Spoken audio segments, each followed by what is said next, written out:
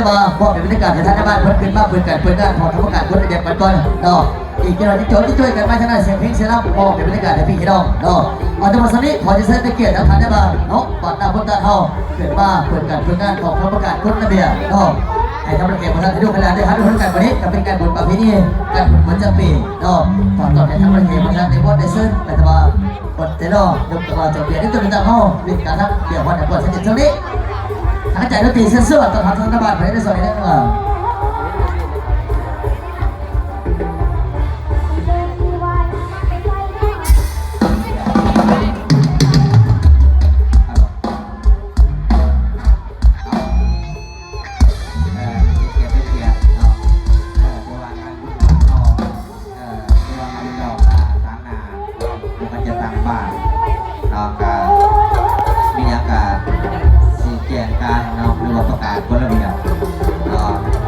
่อนอื่นการแสดงความเคารพการนำภาครัฐในการหักแพงมายังแก่ที่มารวมมาเชิญในงานบุญทุกท่านข้าพเจ้าเรียกว่าเป็นแก่ชุดมือพวกไปจับไว้เพื่อจะเผื่อเป็นคนระเบียบและประกาศแจกการเรียกเรียกว่าผ่านกฎระเบียบ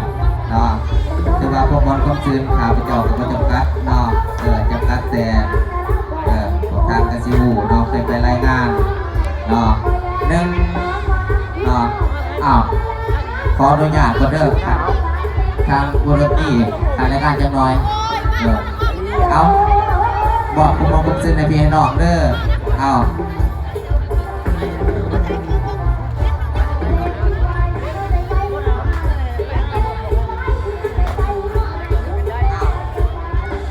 ระเบียบก่อนมัน